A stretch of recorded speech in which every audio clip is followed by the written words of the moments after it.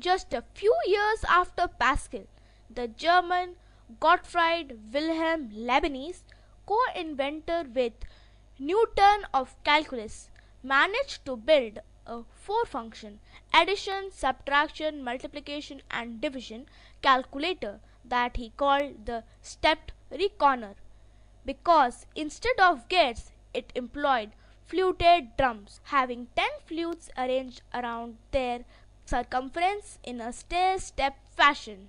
Although the stepped reckoner employed the decimal number system, Leibniz was the first to advocate use of the binary number system, which is fundamental to operation of modern computers.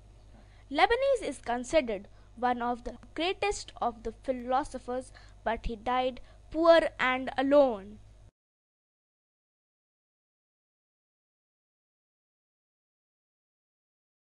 In 1801, the Frenchman Joseph-Marie Jacquard invented a power loom that could base its weave upon a pattern, automatically read from punched wooden cards held together in a long row by rope.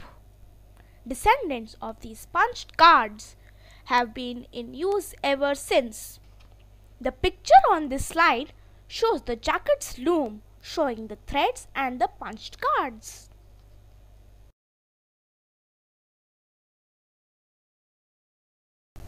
This slide shows the process of selection of particular cards in Jacquard's loom, by which one could define a pattern which is to be woven.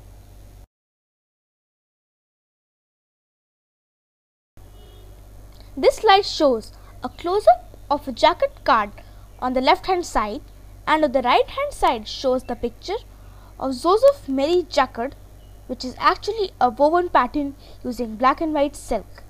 This shows the power of his invention.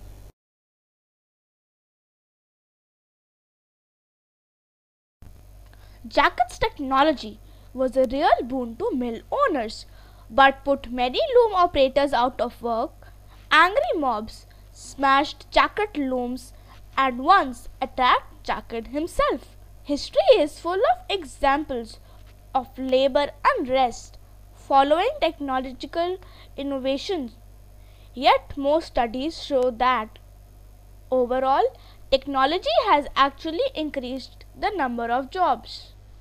By 1822, the English mathematician Charles Babbage was proposing a steam-driven calculating machine the size of the room, which he called the difference engine. The machine would be able to compute tables of numbers such as logarithm tables. He obtained government funding for this project due to the importance of numeric tables in ocean navigation. By promoting their commercial and military navies, the British government had managed to become the Earth's largest empire. But in that time frame, the British government was publishing a 7-volume set of navigation tables, which came with a companion volume of corrections, which showed that the set had over 1,000 numerical errors. It was hoped that Babbage's machine could eliminate errors in these types of tables. But construction of Babbage's difference engine proved exceedingly difficult, and the project soon became the most expensive government-funded project up to that point in English history. 10 years later, the device was still nowhere near complete. Acrimony abounded between all involved. The funding dried up. The device was never finished. This slide shows a small section of the type of mechanism employed in Babbage's difference engine.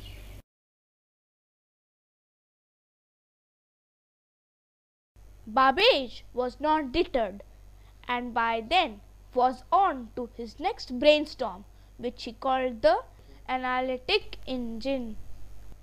This device, large as a house and powered by 6 steam engines, would be more general purpose in nature because it would be programmable thanks to the punch card technology of Jacquard. But it was Babbage who made an important intellectual leap regarding the punched cards. In the Jacquard's loom, the presence or absence of each hole in the card physically allows a colored thread to pass or stop that thread. You can see this clearly in the earlier photo. Babbage saw that the pattern of holes could be used to represent an abstract idea such as a problem statement or the raw data required for the problem's solution. Babbage saw that there was no requirement that the problem matter itself physically pass through the holes. Furthermore, Babbage realized that punched paper could be employed as a storage mechanism holding computed numbers for future reference. Because of the connection to the Jacquard loom, Babbage called the two main parts of his analytic engine the store and the mill, as both terms are used in the weaving industry. The store was where numbers were held and the mill was where they were woven into new results. In a modern computer, these same parts are called as the memory unit and the central processing unit, commonly known as the CPU. The analytic engine also had a key function that distinguishes computers from calculators. This key function is the conditional statement. A conditional statement allows a program to achieve different results each time when it's run. Based on the conditional statement, the path of the program can be determined based upon a condition or situation that is detected at the very moment the program is running. You have probably observed that a modern stoplight at an intersection between a busy street and a less busy street will leave the green light on the busy street until a car approaches on the less busy street. This type of street lights is controlled by a computer program that can sense the approach of cars on the less busy street. That moment when the light changes from green to red, it is not fixed in the program but rather varies with each traffic situation.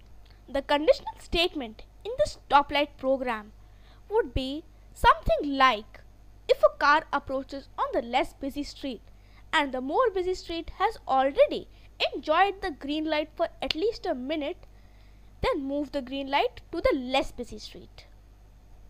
The conditional statement also allows a program to react to the result of its own calculations. An example would be the program that the IRS uses to detect tax fraud. This program first computes a person's tax liability and then decides whether to alert the police based upon how the person's tax payments compare to his obligations.